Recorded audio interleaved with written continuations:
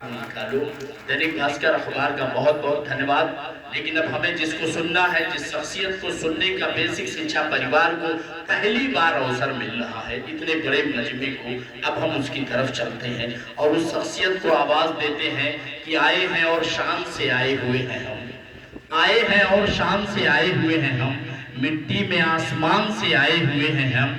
शख्सियत महक रही है तो हैरत की बात क्या, फूलों के खानदान से आए हुए हैं हम, फूलों के खानदान से आए हुए हैं हम। मैं बहुत ही सम्मान के साथ अपने जिलाधिकारी महोदया को आमंत्रित करता हूं कि आए और हम लोगों को आशीर्वचन दें।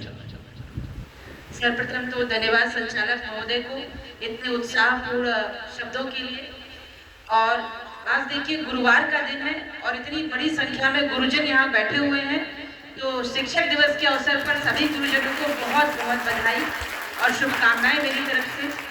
और भारतीय संस्कृति तो मैं कहती हूँ कि शिक्षक को सम्मान देने की एक उच्च आदर्श स्थापित करती है। हमारे यहाँ कहा गया है गुरुर् ब्रह्मा गुरुर् विष्णु गुरुर् साक्षात परमेश्वरा तस्मै श्री गुरुवे नमः। तो हमारे लिए तो गुरुजनों को ईश्वर के बराबर स्थान दिया गया है। और अभी शिक्षक संघ के यहाँ उपस्थित हमारे जो प्रांतीय अध्यक्ष हैं, दैनिक भास्कर के जो भी यहाँ सभी कर्मचारीगण हैं, हमारे ब्लॉक प्रमुख महोदय, यहाँ उपस्थित गुरुजन, हम लोग यहाँ शिक्षक दिवस के लिए इकट्ठे हुए हैं। और इससे पहले हमारे जो शिक्षक संघ के प्रांतीय अध्यक्ष हैं, उन्होंने कहा कि जय शिक्षक जय भारत। मैं भी यही कहती हूँ, निश्चित रूप से जब शिक्षक का जगत में यश होगा तभी हमारे देश का भी जगत में यश होगा। और शिक्षक का जगत में यश कैसे होता है, कैसे होता है आप बताइए? शिक्षक का जगत में यश कैसे होता है?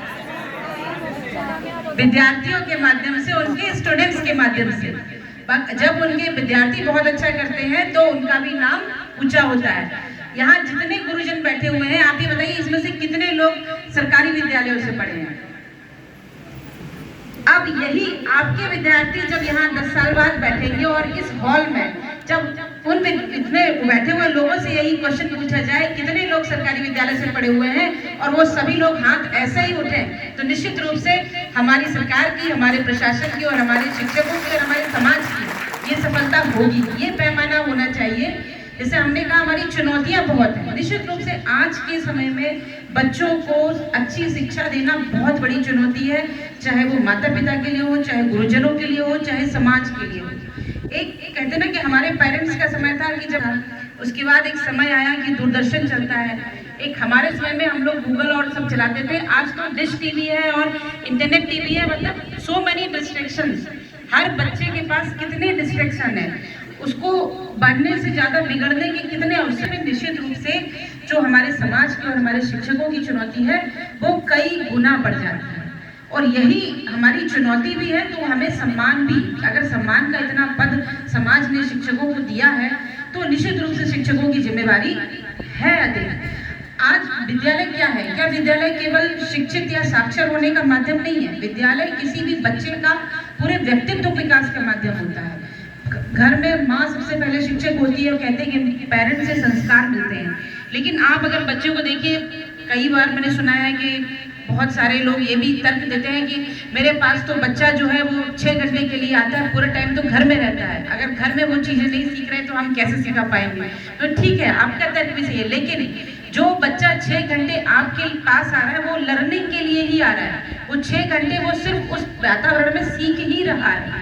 घर में 10 घंटे जो भी वो रह रहा है उसमें वो आराम भी कर रहा है और भी अपने कार्य कर रहा है, उसका लर्निंग का समय शायद कम ही होता है और उसको पारिवारिक वैल्यू सिखाते हैं। लेकिन जब विद्यालय में बच्चा जाता है, आपके भी बच्चे विद्यालय में जाते हैं, तो हम बच्चों को बहुत सारी एक्सपेक्टेशंस के साथ भेजते हैं कि मेरा बच्चा जाएगा। कई बार बच्चे माँ बाप से भी थोड़ा लाड, शिक्षकों का सम्मान होता है। आप कहेंगे देखिए आपकी टीचर से शिकायत है, तो बच्चे मानते हैं। तो एक जो शिक्षकों का पद है वो हमेशा से ही बच्चों के मन में भी हमने उनको सम्मान को जगाया है कि भाई आपके टीचर कह रहे हैं तो आपको वो बात माननी पड़ेगी। तो और बहुत ही कहते हैं ना, गीली मिट्टी हम शिक्षकों को दी जा रही है जिसको वो एक शेप दे रहे हैं बच्चों की ग्रोइंग एज में। सभी हमारे बेसिक के शिक्षक हैं, कक्षा 1 से लेकर कक्षा 8 तक आप जो बच्चों की सबसे ग्रोइंग एज होती है, जिसमें वो आपके समाज के जो संस्कार हैं, डिसिप्लिन या डेडिकेशन, मेहनत, ये सब चीजें वो देखते हैं, पंक्चुअलिटी, ये सीखते हैं। तो तो शिक्षकों की देखिए कितनी बड़ी जिम्मेवारी है। पहले जो शिक्षक होते थे पूरा एक बच्चे उनका चरण स्पर्श और बहुत सम्मान भी होता था। तो आज भी अगर हमें उस सम्मान को बनाए रखना है, निश्चित रूप से प्रश्न है कि सम्मान कम हो रहा है, लेकिन क्या उस तरह का समर्पण आज सभी में है? मतलब मैं ये नहीं कह रही, मैं किसी पर प्रश्न चिन्ह नहीं उठा रही, मेहनत सब कर रहे हैं, बहुत सारे कार्य हैं। अभी बहुत अच्छी बात भी कही कि मोबाइल चला, लेकिन जो क्लास का टाइम है, बहुत सारे काम है, क्लास के बाद करिए, क्लास के पहले करिए। जब आप बच्चे को पढ़ा रहे हैं, देखिए किसी भी व्यवस्था में 100% व्यक्ति अच्छे नहीं होते, 100% व्यक्ति खराब नहीं होते। बहुत सारे लोग अच्छा भी करते हैं, कुछ लोग खराब करते हैं, उसकी वजह से व्यवस्था का प्रश्न चिन्ह उठाया जाता है। लेकिन हमारी जिम्मेवारी है कि हम अपनी व्यवस्था में पुरस्कार और दंड की व्यवस्था को अच्छा रखें। जो अच्छा कर रहे हैं उनको निश्चित रूप से सम्मानित करने के लिए बुलाया जा रहा है, लेकिन अगर कोई गलत कर रहा है तो वो हमारी व्यवस्था ही जब उनको कहेगी देखो भाई आप ये अच्छा नहीं कर रहे हो, तो निश्चित रूप से हमारी पूरी व्यवस्था का जो सम्मान है वो बढ़ता है। स्वयं में ही हमको इस चीज को लाना पड़ेगा। और आप ये देखिए कि जो सरकार का हमारा है कि जो समाज के बच्चों को, आपने कहा कि 4 किलोमीटर दूर स्कूल है, 40 बच्चे हैं, शिक्षा का अधिकार उन बच्चों को भी शिक्षा दे रहा है जिनकी संसाधनों तक पहुंच नहीं है, और वो बच्चे हमारी मुख्य धारा में आएंगे जब, तो वही हमारी उपलब्धि होती है। और बहुत सारे शिक्षकों को जब हमारी प्रदर्शनी होती है, मैं देखती हूँ कितने मन से वो बच्चों को पढ़ाते हैं, इतने नए नए तरह के मॉडल हमारे शिक्षकों ने बनाए हैं। और जब हम विद्यालयों का भ्रमण करने जाते हैं और कुछ बच्चों से पूछे, रियली मतलब आई फील वेरी हैप्पी कि भाई उन्होंने इतने अच्छे अच्छे क्वेश्चन जो है, आप कितना भी उनसे अच्छा कठिन क्वेश्चन पूछेंगे वो सारे बताएंगे। और लेकिन बस ये होता है कि कुछ बच्चे अच्छा बता रहे हैं, कुछ नहीं बता रहे। तो हर शिक्षक का एक कर्तव्य है कि जो पीछे की लाइन में बैठा भी बच्चा है उसको भी, हम ये नहीं कह रहे कि सब बच्चों की जो प्रदर्शन है वो बराबर होगा, लेकिन जो उसका निपुण का मानक है या जो उसकी कक्षा का मानक है वो उसको आना चाहिए। चुनौती बहुत बड़ी है कि भाई बच्चे विद्यालय नहीं आते हैं, इसीलिए तो ये हम सरकार के पार्ट है ना, आप भी सरकार के पार्ट है, शासन के पार्ट है। भाई हमें उस समाज के वंचित वर्गों तक पहुंचना है जिनको अपने बारे में पता नहीं है। उनके अभिभावकों को अपने उत्तरदायित्व के बारे में पता होता तो शायद हमारी उपस्थिति 100% होती, नहीं होती। इसीलिए हमारी चुनौती है। हमारे जो बेसिक के शिक्षक हैं उनकी यही सबसे बड़ी चुनौती है कि बच्चों को स्कूल में बिठाएं, उनको रिटेन करें।